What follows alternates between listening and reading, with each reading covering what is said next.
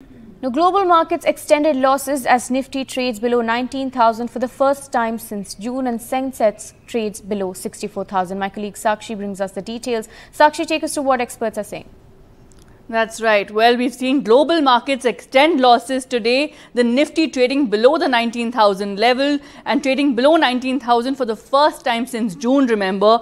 The Sensex trading below 64,000. We've seen broad-based sell-off across Asian markets, remember, even before Indian markets opened in trade. And experts saying that, look, concerns over rising oil prices. Remember, Brent crude has hit $89 a barrel. And analysts had earlier warned that if it breaches that $90 a barrel mark, it will be a warning sign for emerging markets, in particular for India. Israel-Hamas war concerns, of course, are mounting. The fact that the war could widen, another reason what experts are saying that, you know, why, of course, global markets, investors, analysts, all concerned at the moment. And, of course, rising US bond yields, FIs selling consistently. We've also seen Australian shares hit a fresh one-year low. Remember, Australia's third quarter inflation came in higher than expected. So really a sea of red across global markets. Now, to decode this further, we are joined by Nasser Salim, Managing Partner at Flexi Capital. We'll also be joined by Deven Choksi. So, sir, just to decode this first from you. Now, many saying that, look, is it the Israel-Hamas war widening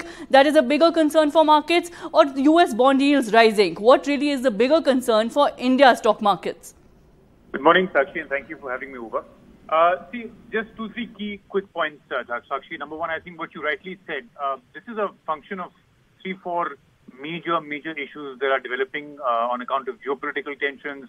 You rightly said Israel-Hamas war is looking not settling down in the near future, at least for the next 7 to 10 days. Hopefully it should settle down, but we don't know which way it's going to go. That's playing up on sentiment. Obviously, a strong US dollar. I must also bring your attention to FIs. We've seen a lot of FI selling happening. And also, Q2 results of 2023 have been broadly below estimates. And obviously, because of crude, which you mentioned, rising inflation concerns are some of the other triggers that have dragged Indian stock markets in the red territory.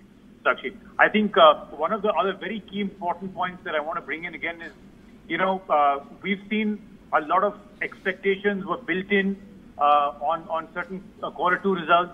For example, companies like TCS, Infosys, DMart have reported weak second quarter results.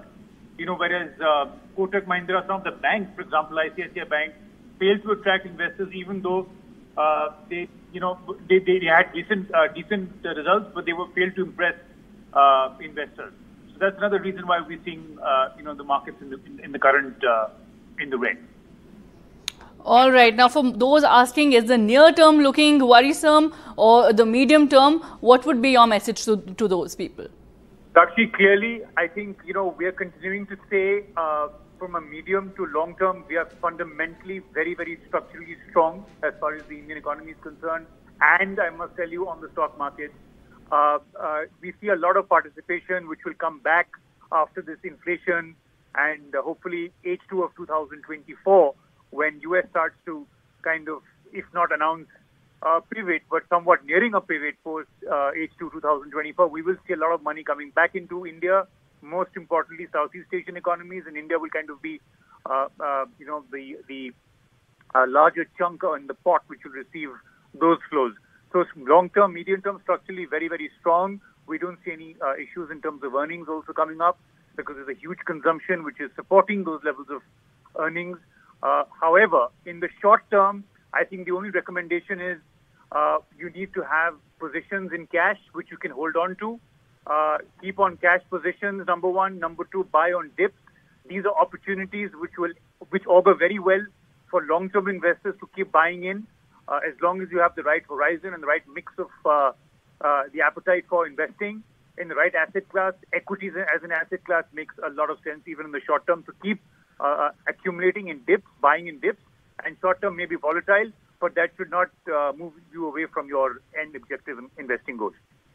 All right. Interestingly, you mentioned, of course, the tech sector. Remember, NDTV has been speaking to IT analysts and, of course, campus hiring there, those concerns emerging. The fact that there's some IT majors unlikely to go in for campus recruitment this year. Your thoughts on which sectors are likely to be impacted the most?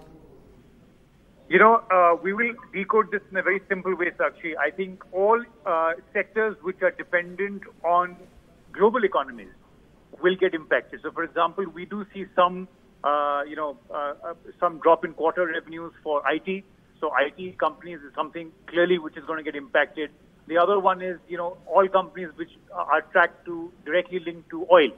As you can see, oil has been hovering now around $95 to a barrel. I think those are concerns which, especially for countries like India, because we are a large importer of oil.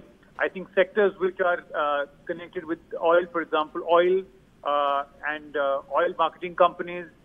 Number two, number three, I think directly transportation-linked services will again get impacted. Logistics may get impacted. Those sectors may get a hit. And I think broadly, these three to four sectors, you will see some kind of demand destruction that may happen if the oil continues to surge upwards. All right, very important message there on sectors that may get impacted the most. Of course, oil prices rising remains a concern. That's all from business news for the moment. Back to you for other news.